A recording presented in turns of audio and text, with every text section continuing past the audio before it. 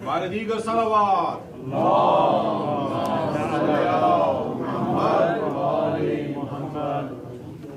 رحم اللہ من قرأ الفاتحہ.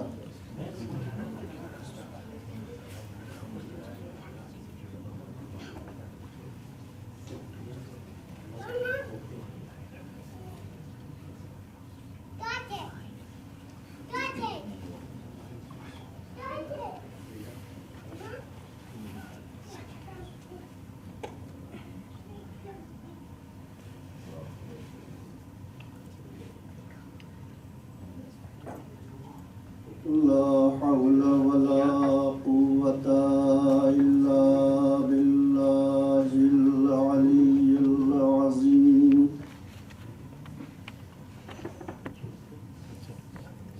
أعوذ بالله من الشيطان اللعين الرجيم.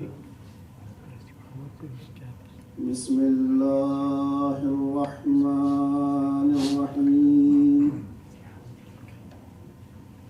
الحمد لله والحمد حقه كما يستحقه حمدا كثيرا.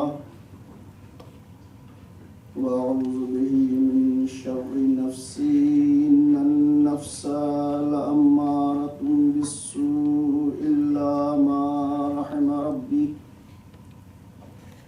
وأعوذ به من شر الشيطان الذي يزيدني ذنبا إلى ذنبه.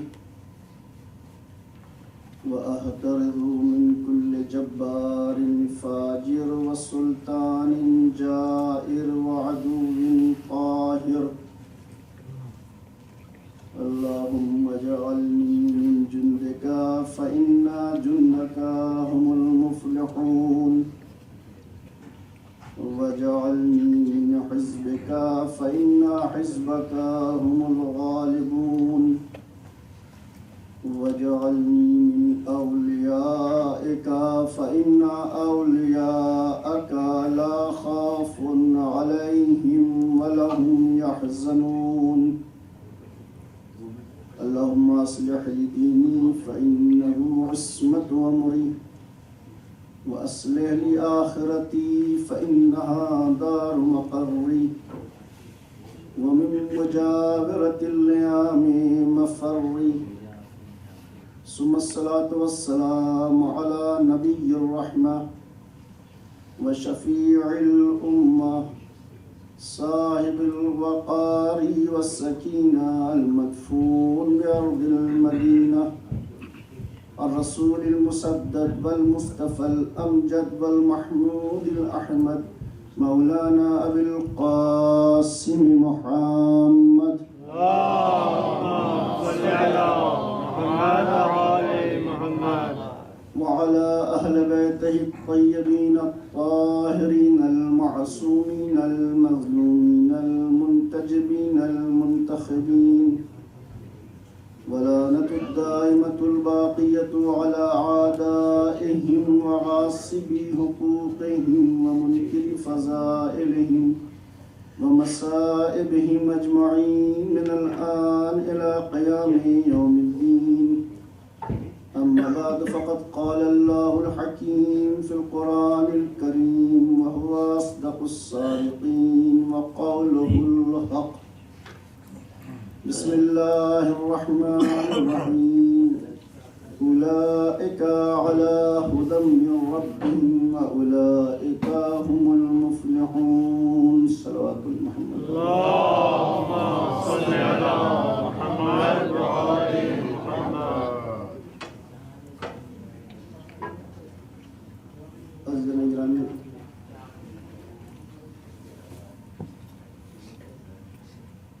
کامیاب زندگی کے راز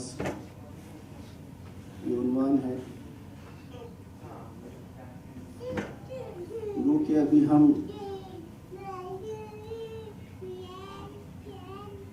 اپنے اصلی قلعے میں داخل نہیں ہوئے ہیں، تمہید کا سلسلہ ہے. مگر کچھ واجب ایسے ہوتے ہیں جن کا مقدمہ بھی واجب ہوتا ہے. نماز واجب ہے، وضو نماز کا مقدمہ ہے، نماز کے لیے واجب ہے. لہذا کامیاب زندگی کے راز ایک اہم مسائل ہیں، ایک اہم موضوع ہے. جب تک ہمارے ذہن آمادہ نہ ہو جائیں ہم آسانی سے ان کو قبول نہیں کرتے. لہذا چند تمہید ہیں، ان تمہید سے گزرنا ہے. ہماری گفتگو یہاں تک ہوئی تھی کہ اللہ نے انسان کو اپنی عبادت کے لیے پیدا کیا ہے، اور جب ذہن بشری اس بات کے لیے آمادہ ہو گیا کہ ہم اس کی عبادت کریں گے، ہم اس کی اطاعت کریں گے، تو پھر یہ سوال ہوا کہ کیسے عبادت کرنی ہے. تو بتایا گیا کہ عبادت میں ہمیں فخر اور مباحات سے کام نہیں لینا ہے، غرور اور تکبر کو عبادت میں شامل نہیں کرنا ہے، ورنہ عبادت خراب ہو جائے گی، عبادت باطل ہو جائے گی، عبادت اپنی حیثیت کھو دے گی. اور اگر انسان کی دی ہوئی زندگی میں انسان سے کبھی کبھی کوئی غلطی سرزد ہو جائے، کوئی خطا کا شکار ہو جائے، تو انسان کو کبھی بھی نا امید نہیں ہونا. اس لیے کہ ہر گناہ کا علاج ہے، نا امیدی کا کوئی علاج نہیں ہے. کل یہاں پر آ کر کے اپنی گفتگو کو تمام کیا تھا، اور آج یہاں سے شروع کرنا چاہ رہا ہوں کہ جب یہ بات ثابت ہو گئی کہ انسان ہدایت کے لیے ہے، انسان کے لیے ضروری ہے کہ وہ ہدایت حاصل کرے، اور ہدایت حاصل کرنے کے بعد اپنی زندگی کو اس کے اعتبار سے گزارے، تو ہر انسان کے ذہن میں یہ سوال پیدا ہوتا ہے کہ ہم اللہ کی جو عبادتیں کریں، ہم مطیع پروردگار جو ہوں، وہ آخر قانون کہاں سے لائیں؟ کون ہے جو ہمیں قانون بتا کر کے دے؟ کوئی کتاب ہے جو کتاب قانون الہی قرار پائے؟ کوئی رہبر ہیں جو ہمیں ان قوانین کی توضیح بیان کریں، ہمیں تفسیر بیان کریں، ہمارے لیے تشریح بیان کریں، یا ایسے ہی ہم اس طریقے سے زندگی گزار دیں؟ تو انسان کو ضرورت پڑی کہ کوئی نہ کوئی ہادی ہو جو اس کی ہدایت کرے، کوئی نہ کوئی کتاب ہدایت ہو جس میں اس کے لیے قانون موجود ہو. تو قرآن نے بڑھ کے آواز دی، قد جاءکم من اللہ وکتاب مبین. قد جاءکم بالتحقیق، جاءکم تمہاری طرف بھیجے گئے، من اللہ اللہ کی جانب سے. کیا بھیجے گئے؟ نور و کتاب مبین. ایک نور بھیجا گیا اور ایک کتاب مبین بھیجی گئی. عزیزان گرامی، اس آیت کی حلاجی کرنے سے پہلے بہتر سمجھتا ہوں کہ آپ کے اذہان عالیہ کو وہاں لے کر کے جاؤں کہ دیکھیے، یہ کتاب اللہ کی کتاب ہے، اس میں جو آیتیں ہیں وہ اللہ کی آیتیں ہیں. آیتیں کلام الہی ہوا کرتی ہیں. ایک کلام اللہ کا ہے، ایک کلام ہمارا ہے. ہم جب کلام کرتے ہیں تو ہمارے کلام کی خاصیت یہ ہے کہ جو جملہ ہمیں پہلے کہنا چاہیے ہم گاہی اوقات کبھی کبھی اس کو بعد میں کہتے ہیں، جو جملہ ہمیں بعد میں کہنا چاہیے ہم اس کو کبھی پہلے کہہ جاتے ہیں، جس جملے پر ہمیں رکنا چاہیے ہم اس جملے پہ رکتے نہیں ہیں، اور جہاں رکنا نہیں چاہیے ہم اس جملے پر رک جاتے ہیں۔ یہ ہمارے کلام کا عیب ہے، یہ ہمارے کلام کا نقص ہے۔ مثلا مجھے کسی آدمی کو روکنا تھا، مجھے کسی شخص کو روکنا تھا، میں نے ایک جملہ کہا آپ حضرات سے، میرے ذہن میں یہ خیال ہے کہ میں اس شخص کو روکوں اور آپ سے یہ کہوں کہ پلیز آپ اس شخص کو روک دیجئے، اور میں نے جملہ کہا روکو مت جانے دو، میں نے جملہ کہا روکو مت جانے دو، میرا مجمع وہیں کا وہیں رک گیا، وہ شخص چلا گیا، یہ میرے کلام کا نقص ہے۔ اگلے دن جب میں نے اپنے مجمع سے کہا کہ آپ نے روکا نہیں، تو جب وہ شخص اگلے دن آیا تو میرے مجمع نے اسے روک لیا، میرا کام پورا ہو چکا تھا۔ میں نے اس سے کہا روکو مت جانے دو، پہلے مجھے روکنا تھا، میں نے جملہ چینج کیا، جہاں مجھے وقف کرنا چاہیے تھا وہاں میں نے وقف نہیں کیا، جہاں مجھے رکنا چاہیے تھا وہاں نہیں رکا، تو میرا مقصد حاصل نہیں ہو پایا۔ جس دن مجھے جانے کو کہنا تھا وہاں بھی میں نے غلط جگہ پر جملے کو روکا، وہاں پر بھی میرا مقصد حاصل نہیں ہوا۔ یہ ہے انسانی کلام، یہ انسانی کلام کا عیب ہے کہ اگر جملے آگے پیچھے ہو جائیں تو اپنا اعتبار کھو دیتے ہیں، اپنی حیثیت کھو دیتے ہیں، لیکن یہ بات اللہ کے کلام میں نہیں ہے۔ اللہ نے کہا قد جاءکم من اللہ نور و کتاب مبین، بالتحقیق ہم نے بھیجا کتاب کو بھی اور نور کو بھی۔ اس جگہ پر اللہ نے پہلے نور کا تذکرہ کیا ہے، توجہ کا تعلیم، یہاں پر اللہ نے پہلے نور کا تذکرہ کیا ہے، بعد میں کتاب کا تذکرہ کیا ہے۔ اس کا مطلب یہ ہے کہ پہلے نور آیا ہے، بعد میں کتاب آئی ہے۔ آپ سلسلہ بشریت کو دیکھ لیجئے، سلسلہ رہبران الہی کو دیکھ لیجئے، پہلے آدم آئے،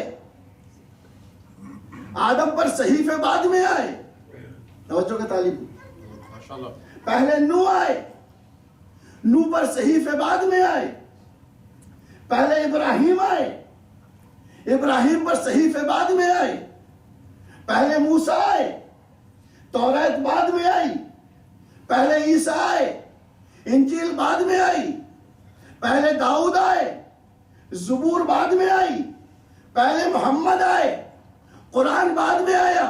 یعنی قد جاءکم من اللہ نور و کتاب مبین کی تفسیر ہے کہ پہلے نور آیا۔ کیوں آیا؟ دنیا کے کالج اور ہوں گے، الہی اسکول اور ہے۔ دنیا کے کالجوں میں پہلے کتابیں معین ہوتی ہیں، بعد میں استاد معین ہوتے ہیں، وہاں پہلے استاد معین ہوتے ہیں، بعد میں کتابیں بھیجی جاتی ہیں۔ صلوات پڑھیے محمد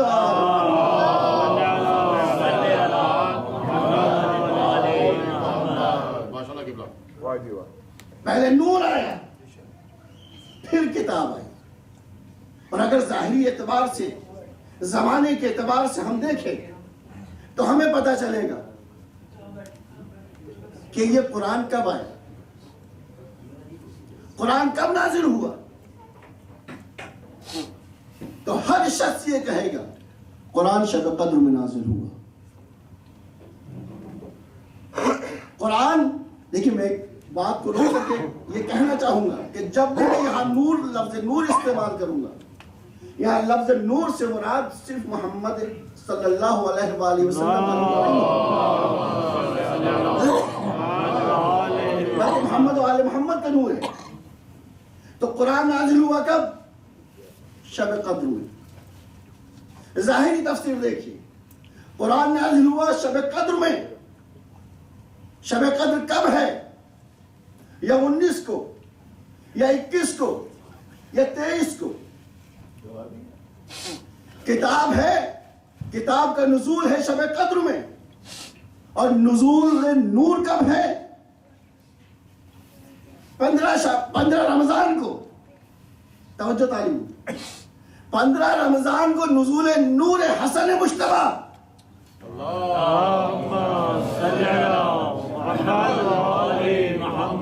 اور نزول قرآن شب قدر میں۔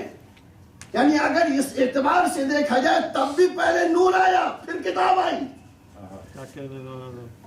تو پہلے نور آیا پھر کتاب آئی۔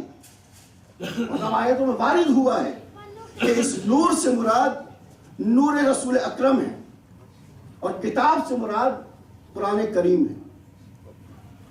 تو جب پہلے نور آیا بعد میں کتاب آئی، تو نور کچھ عرصے ایسا رہا جو بغیر کتاب کے تھا۔ جب پہلے نور آیا ہے بعد میں کتاب آئی ہے، تو نور نے کچھ عرصہ بغیر کتاب کے گزارا ہے۔ کچھ عرصہ نور نے بغیر کتاب کے گزارا، لیکن جب کتاب آئی تو کتاب رہی نور کے ساتھ۔ یعنی کتاب نے ہمیشہ نور کا ساتھ دیا اور نور کے ساتھ رہی۔ تو جب خود کتاب بغیر نور کے نہیں رہ سکتی تو یہ امت بغیر نور کے کیسے رہ سکتی ہے؟ صلوات پڑھیے محمد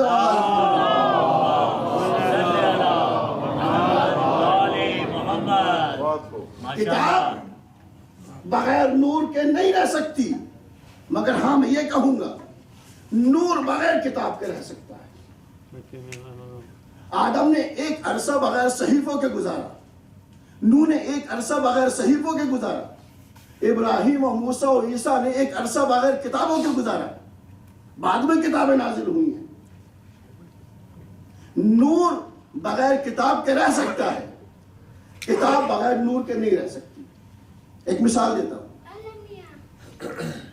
آپ تصور کیجئے اپنے اپنے گھروں کا،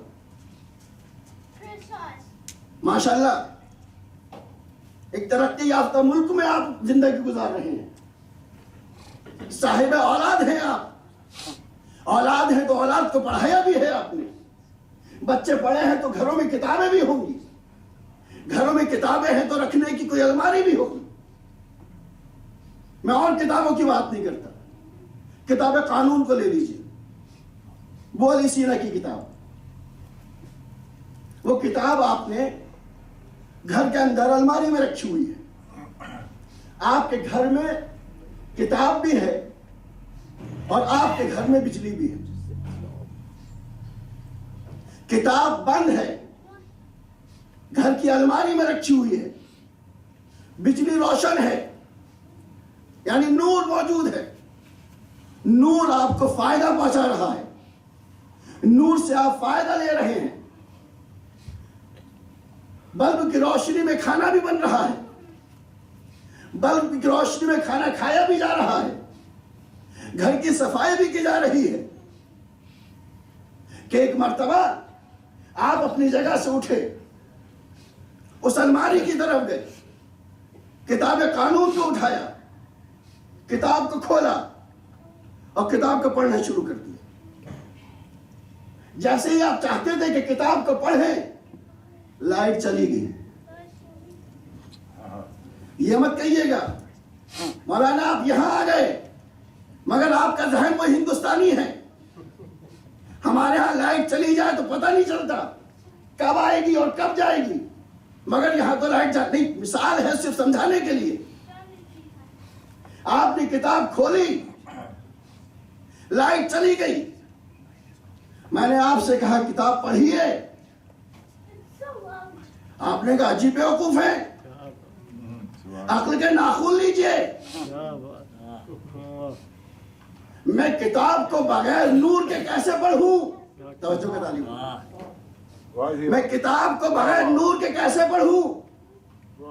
میں نے کہا کتاب میں عیب ہے، کتاب میں نقص ہے۔ کہ نہیں، نقص کتاب میں نہیں، کتاب منزہ نقص ہے۔ مجبوری ہماری ہے، ہماری آنکھوں کی ہے، ہماری سوچ کی ہے، ہمارے سمجھ کی ہے کہ جب تک نور نہیں ہوگا ہم کتاب پڑھ نہیں سکتے۔ تو جب دنیاوی کتاب کو ہم ناقص نور کی وجہ سے نہیں پڑھ سکتے، ناقص نور کی ضرورت پڑتی ہے کتاب دنیاوی کو سمجھنے کے لیے، تو جو کتاب آخرت کی کتاب ہو، جو کتاب زندگی ہو، وہ انسانوں کی ہدایت والی کتاب کو ہم بغیر نور الہی کے کیسے سمجھ سکتے ہیں؟ صلوات پڑھیے محمد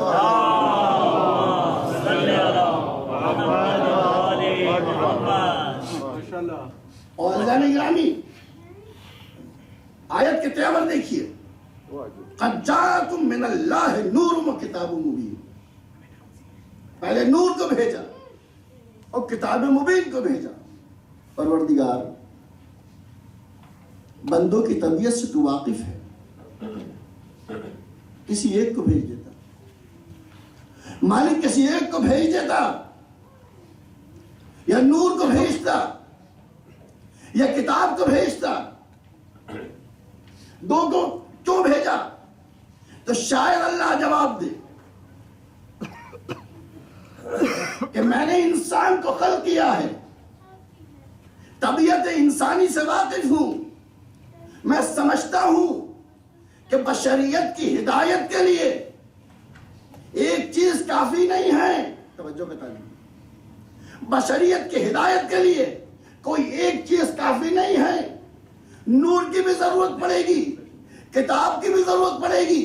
تو جب اللہ یہ سمجھتا ہے کہ بشریت کی ہدایت کے لیے کتاب کافی نہیں ہے، تو امت یہ کیوں سوچتی ہے کہ ہماری ہدایت کے لیے کتاب کافی ہے؟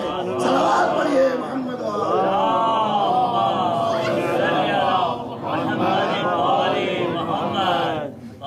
مگر مسئلہ یہ ہے کہ ہم نے کتاب کو پڑھا ہے، کتاب کو سمجھا نہیں، ہم نے کتاب کو رٹا ہے، کتاب پر عمل نہیں کیا ہے۔ اگر ہم سمجھ کے پڑھتے تو شاید یہ کتاب انسان کو اس جگہ لے جاتی کہ جو انسان کو ممتاز کر دیتی۔ قرآن کے بڑی فضیلتیں ہیں، قرآن کے سلسلے میں خود قرآن میں استعمال ہوا ہے کہ جب قرآن کی تلاوت کرو تو اعوذ باللہ من الشیطان الرجیم کہہ لیا کرو۔ فَإِذَا قَرَأْتَ الْقُرْآنَ فَاسْتَعِذْ بِاللَّهِ مِنَ الشَّيْطَانِ الرَّجِيمِ۔ جب قرآن پڑھو تو کہو اعوذ باللہ من الشیطان الرجیم۔ امام محمد باقر علیہ الصلوۃ والسلام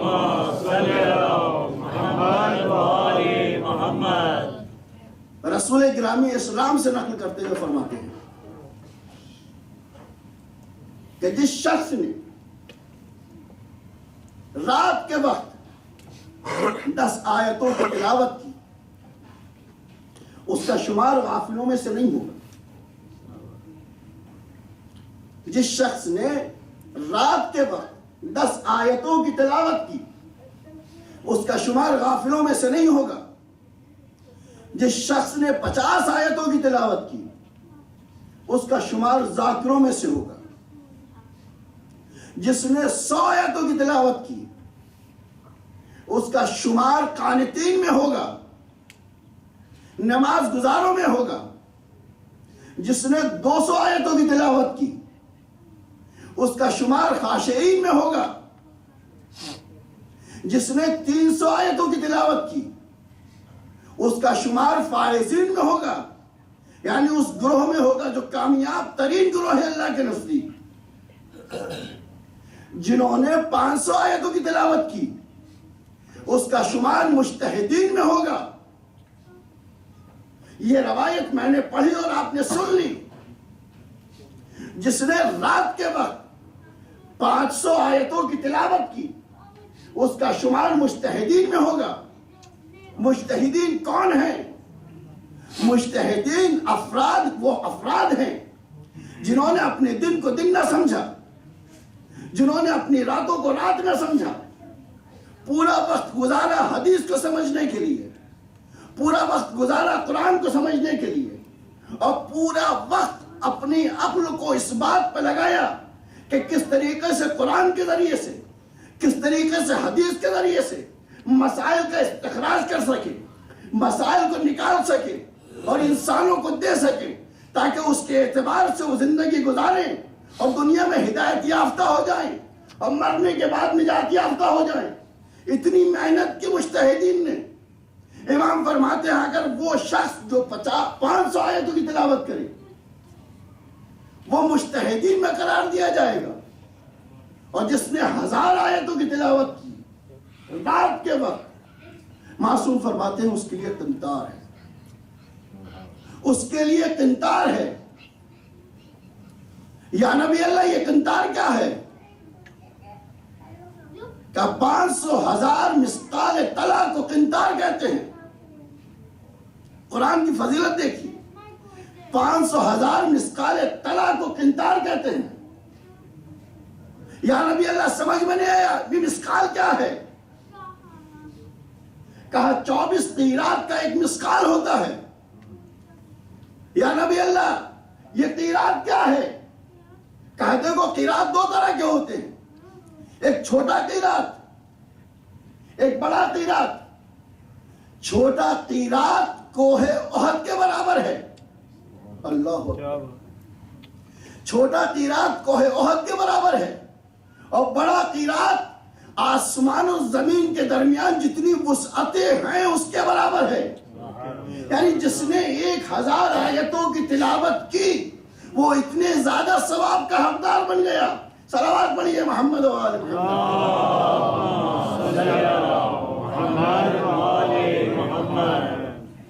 میرا یہ دل چاہتا ہے نبی کی بارگاہ میں عرض کروں، یا نبی اللہ آپ ہی نے فرمایا ہے کہ قرآن علی کے ساتھ ہے، علی قرآن کے ساتھ ہے، یہ کبھی بھی جدا نہیں ہوں گے، تو قرآن کی یہ فضیلت ہے تو علی کی کیا فضیلت ہوگی؟ تو شاید نبی جواب دے۔ میری وہ حدیث بھول گئے جو میں نے سلمان سے کہی تھی۔ سلمان اس روایت کو کہنے والے ہیں، عرض کرنے والے ہیں۔ سلمان کہتے ہیں کہ میرے نبی نے فرمایا کہ یا علی تیری مثال سورہ قل هو اللہ کی طرح ہے، یا علی تیری مثال سورہ قل هو اللہ کی طرح ہے۔ جس نے 1 مرتبہ سورہ قل هو اللہ کو پڑھا اسے 10 پاروں کا ثواب، جس نے 2 مرتبہ پڑھا اسے 20 پاروں کا ثواب، جس نے 3 مرتبہ پڑھا اسے پورے قرآن کا ثواب۔ یا علی تیری مثال سورہ قل هو اللہ کی طرح ہے۔ اگر کسی نے تجھے صرف زبان سے چاہا تو اپنی امت کا 1/3 ثواب اسے دوں گا۔ توجہ کے طالب، کسی نے اپنی زبان کے ساتھ اپنے دل سے تجھے چاہا تو اپنی امت کا آدھا ثواب اسے دے دوں گا، اور کسی نے تجھے زبان کے ساتھ چاہا، دل میں اتارا، عمل سے تیری شخصیت کو ثابت کیا تو اسے پوری امت کا ثواب دے دوں گا۔ صلوات پڑھیے محمد و آل محمد۔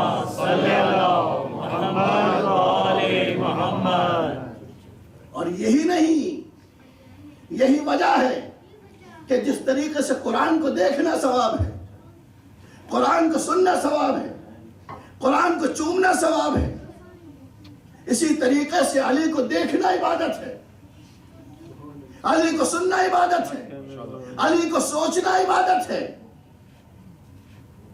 جس طریقے سے علی کی زندگی قرآنی آیتوں کی تفسیر ہے، توجہ کے طالب، جس طریقے سے علی کی زندگی قرآنی آیتوں کی تفسیر ہے، اسی طریقے سے قرآنی آیتیں علی کی زندگی کا آئینہ ہے۔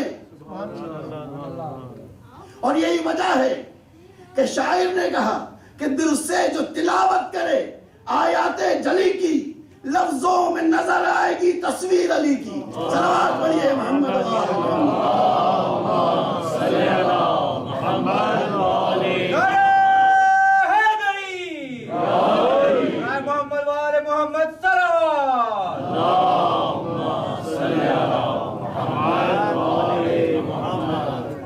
قرآن کی ایک خصوصیت کہ قرآن کے اندر ہر خشک و تر موجود ہے، مگر سمجھے گا وہ کہ جس کو توفیق حاصل ہو جائے۔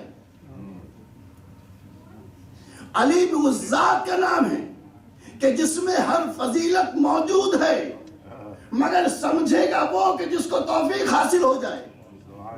علی وہ ذات ہے کہ جس میں آدم کا علم بھی ہے، نوح کا تقوی بھی ہے، ابراہیم کی خلت بھی ہے، موسیٰ کی حیبت بھی ہے، عیسیٰ کا زہد بھی ہے، یوسف کا جمال بھی ہے، محمد مصطفیٰ کا کمال بھی ہے، مگر سمجھ میں تبھی آئے گا جب توفیق مل جائے۔ صلوات پڑھیے محمد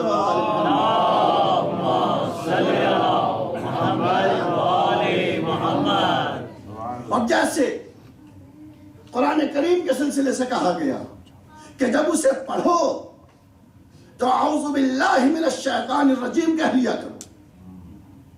اعوذ باللہ من الشیطان الرجیم کا مطلب کیا ہے؟ پروردگار میں اس شیطان سے پناہ مانگتا ہوں کہ جس کو تو نے اپنے دربار سے نکال دیا۔ کنایہ لے رہا ہوں، میں اس سے پناہ مانگ رہا ہوں کہ جس کو تو نے اپنے دربار سے نکال دیا۔ تو قرآن نہیں سمجھ میں آئے گا جب تک کہ پناہ نہ مانگی جائے شیطان سے۔ وہ شیطان کہ جس کو اللہ نے اپنی دربار سے نکال دیا، علی سمجھ میں نہیں آئیں گے اس وقت تک جب تک نہ سمجھا جائے اس انسان کو کہ جس کو نبی نے اپنے دربار سے نکال دیا۔ صلوات پڑھیے محمد وآل محمد۔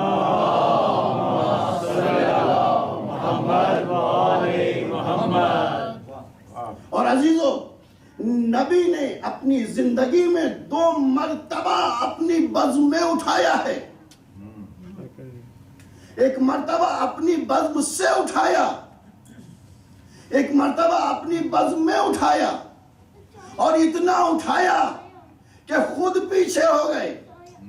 مطلب کیا تھا کہ دیکھو جب آفتاب رسالت غروب ہو جائے تو قرآن کی آیتوں کو نور امامت سے سمجھنا۔ صلوات پڑھیے محمد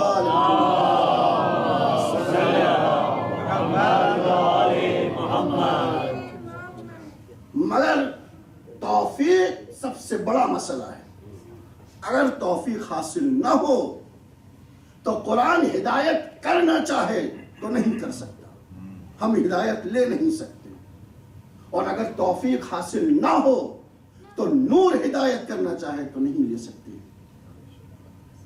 ہمیں کسی منزل پر پہنچنے کے لیے سب سے پہلے الہی توفیق کی ضرورت ہے۔ یہ شامل حال انسانی ہونا چاہیے۔ اگر یہ مل جائے تو آدھا راستہ کٹ جاتا ہے، اور یہ نہ ملے تو زندگی ختم ہو جاتی ہے، اندھے کے اندھے رہتے ہیں۔ تاریخ میں ایسی مثالیں بہت ہیں کہ قرآن نے چاہا کہ ہدایت حاصل کر لیں، مگر آیت کے ظاہری ترجمے میں بھٹک گئے، اور نور نے چاہا کہ ہدایت دے دے مگر ہدایت نہ لے سکے۔ عزیزان گرامی، امام حسین ایک نور ہے، اور میں آپ کو وہ واقعہ بتاؤں کہ جب آپ مکے سے نکل کر کوفے کی طرف جا رہے ہیں اور امام اعلان کرتے ہوئے جا رہے ہیں کہ دیکھو کون ہے جو میرے لشکر میں شامل ہو کر ہدایت یافتہ بن جائے۔ کون ہے جو میرے لشکر میں شامل ہو کر نجات یافتہ بن جائے؟ راستے میں جہاں امام کے کاروان کو روکا، وہیں کچھ دور کے فاصلے پر ایک قافلہ بھی تھا۔ امام حسین نے اپنے قاصد کو بھیجا کہ جا کر کے معلوم کرو یہ خیمے کس کے خیمے ہیں۔ پتہ چلا یہ عبداللہ ابن حر جعفی کے خیمے ہیں۔ امام نے کہا کہ جاؤ اس سے کہو کہ میں نے یاد کیا۔ قاصد گیا، پیغام پہنچایا۔ اس نے کہا کہ میں نہیں آؤں گا۔ میں نے کہا نا، توفیق اگر ملتی ہے تو جاتا ہے انسان۔ وقت کا امام بلا رہا ہے، مگر امام ہے، حجت تمام کرنا ہے۔ خود امام بنفس نفیس اس کے خیمے میں گئے۔ جانے کے بعد دیکھا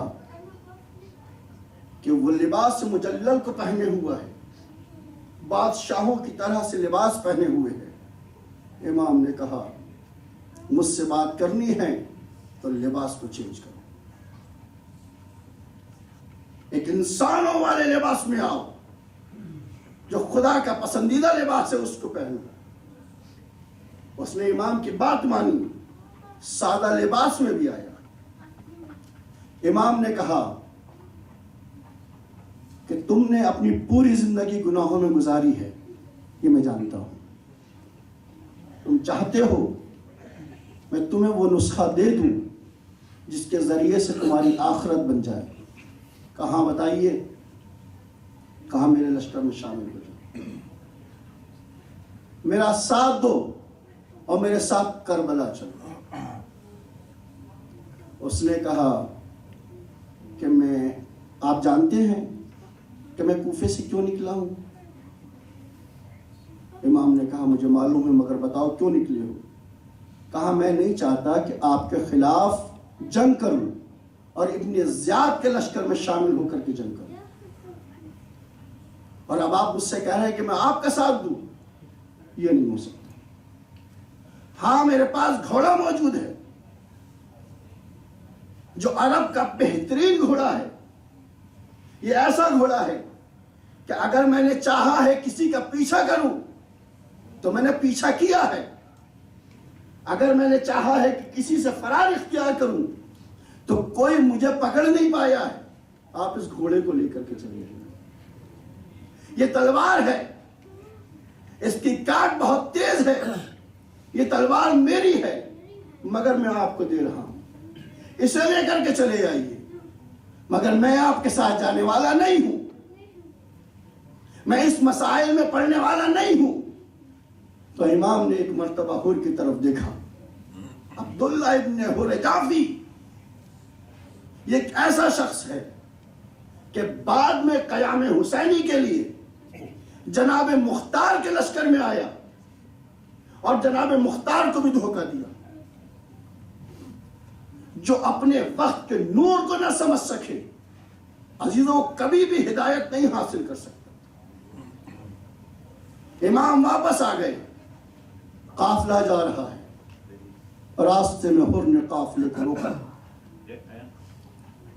تفصیل عرض نہیں کرنا ہے، اور قافلے کو روکنے کے بعد اس کو کربلا کے مقام پر لے کر کے آیا۔ کربلا میں آئے امام، اور وہ جگہ جہاں پر امام نے 7 گھوڑے بدلے کہ آگے بڑھ جائیں، مگر گھوڑا آگے نہیں بڑھا۔ امام نے کہا لوگوں کو بلاؤ، وہاں کے لوگوں کو بلایا گیا۔ کہا اس جگہ کو کیا کہتے ہیں؟ کسی نے کہا آقا اس جگہ کو شط فرات کہتے ہیں۔ کہا اس جگہ کا اور کوئی نام؟ کہا آقا اس جگہ کو نینوا کہتے ہیں۔ کہا آقا اور کوئی نام؟ کہا غازریہ کہتے ہیں۔ کہا اور کوئی نام؟ کہا کرب و بلا کہتے ہیں۔ جیسے ہی کربلا کا نام سنا امام نے کہا انا للہ و انا الیہ راجعون۔ امام نے اپنے خیام کربلا میں نصب کر دیے دن گزر رہے ہیں، شب عاشور آ گئی۔ شب عاشور عبادت کی شب ہے، مگر کسی ایک انسان کے لیے شب عبادت ہی کی شب نہیں ہے۔ وہ اپنے کو جہنم اور جنت کے درمیان دیکھ رہا ہے، اپنے کو نار اور نور کے درمیان دیکھ رہا ہے، اپنے کیے پر پچھتا رہا ہے۔ یہ میں نے کون سا ظلم کر دیا کہ آل محمد کو یہاں لا کے کھڑا کر دیا۔ یہ پشیمانی ہے جو اس کو سونے نہیں دیتی، یہ پشیمانی ہے جو اس کا پیچھا نہیں چھوڑ رہی ہے۔ غلام نے کہا کھانا آمادہ ہے، کہا جاؤ مجھے نہیں کھانا۔ راوی کہتا ہے میں نے پوچھا حر کہ تم نے اپنی حالت کیا بنا رکھی ہے؟ اگر کوئی مجھ سے پوچھتا کہ ابن زیاد کے لشکر میں کون طاقتور ہے تو میں تیرا نام لیتا، مگر تیری حالت کیا ہے؟ اس نے کہا تم نے پانی پی لیا تو اپنے جانور کو پانی پلا دو اور جاؤ۔ راوی کہتا ہے میں سمجھ گیا کہ حر مجھے جواب دینا نہیں چاہتا۔ پوری رات کشمکش میں گزاری۔ جب صبح ہوئی تو بیٹے نے کہا بابا کیا ارادہ ہے؟ کہا میں جا رہا ہوں، میں اپنے کو نور اور نار کے درمیان پا رہا ہوں، اب میں نور کی طرف جاؤں گا، اب میں جنت کی طرف جاؤں گا۔ کہا بابا میں بھی چلوں گا۔ غلام نے کہا میں بھی چلوں گا۔ اب 3 لوگوں پر مشتمل یہ قافلہ اس طریقے سے چلا کہ حر نے کہا بیٹا رومال سے میرے ہاتھوں کو باندھ دو۔ ہاتھوں کو باندھ دیا گیا۔ امام کی خدمت میں پہنچا جاتا ہے حر۔ امام کی نظر جیسے ہی پڑی، امام نے کہا عباس ذرا اپنی جگہ سے اٹھو میرا مہمان آ رہا ہے، اکبر ذرا اپنی جگہ چھوڑو میرا مہمان آ رہا ہے۔ حر آیا، قدموں پر گر گیا، یہ اپنا رسول اللہ غلطی اتنی عظیم ہے کہ معافی مانگتے ہوئے بھی شرم آ رہی ہے، مگر آپ کریم ابن کریم ہیں، کیا میری غلطی معاف ہو سکتی ہے؟ حسین نے حر کو اٹھایا، اپنے سینے سے لگایا، کہا میں نے معاف کیا، میرے خدا نے معاف کیا۔ یہ وقت کا امام ہے، کسی کو شرمندہ نہیں دیکھ سکتا عزیزو۔ اس کے بعد حر کہتا ہے مولا ایک بات کی اجازت اور دے دیں۔ کہا کیا بات ہے؟ کہا اتنی اجازت دے دیں کہ میں بیویوں کے خیموں کی طرف چلا جاؤں۔ حسین نے اجازت دی۔ حر زینب کے خیمے کی طرف آیا، حر ام کلثوم کے خیمے کی طرف آیا، بیٹھ گیا اور بیٹھنے کے بعد کہا بی بی میں حر ہوں، میں وہ ہوں جنہوں نے آپ کا راستہ روکا ہے، کیا آپ مجھے میری خطا معاف کر سکتی ہیں؟ حر کی خطا کو معاف کیا، مگر حر شرمندہ اتنا ہے کہ رہ نہیں پا رہا ہے۔ حسین کی خدمت میں آیا حر، کہا مولا جب تک زندہ رہوں گا شرمندہ رہوں گا، میں نے سب سے پہلے آپ کا راستہ روکا تھا، اب آپ مجھے سب سے پہلے اجازت دیجئے تاکہ آپ کے اوپر جان نثار کر دوں۔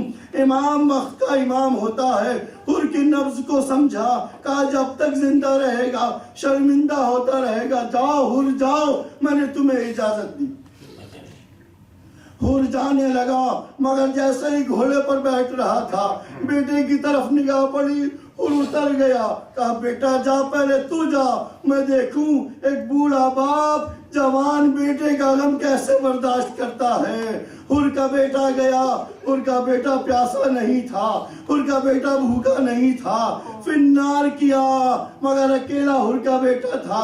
کب تک جنگ کرتا، آرا میں گھرا، زخموں سے چور ہوا، زمین پر آیا، آواز دی بابا میری مدد کرو۔ حر نے آواز کو سنا، بیٹے کی طرف آیا، مگر بیٹے کے پاس جیسے ہی پہنچا دیکھا بیٹے سے پہلے امام حسین موجود ہیں۔ کہا آقا آپ کیوں آ گئے؟ کہا حر ہم میزبان ہیں، تو ہمارا مہمان ہے۔ ارے بوڑھا باپ ہے، جوان کا لاشا ہے، نہیں دیکھ پائے گا۔ میرا تصور یہ کہتا ہے کہ اس منظر کو زینب نے سن لیا۔ ارے عصر عاشور جب اکبر گھوڑے سے گرے، آواز دی بابا پر میرا آخری سلام ہو۔ حسین چلے، ولدی ولدی یا علی کہتے ہوئے جیسے ہی پہنچے زینب کو دیکھا. اے بہن زینب میری زندگی میں کیوں چلی آئی؟ زینب نے کہا بھیا جوان کی میت ہے، بوڑھا باپ ہے، دیکھ نہ سکے گا. وَسَيَعْلَمُ الَّذِينَ ظَلَمُوا أَيَّ مُنقَلَبٍ يَنقَلِبُونَ. إِنَّا لِلَّهِ وَإِنَّا إِلَيْهِ رَاجِعُونَ. ورضا بقضائه وتسليما لأمره. ماتم حسین. یا حسین یا حسین یا حسین یا حسین یا حسین یا حسین یا حسین یا حسین یا حسین یا حسین یا حسین یا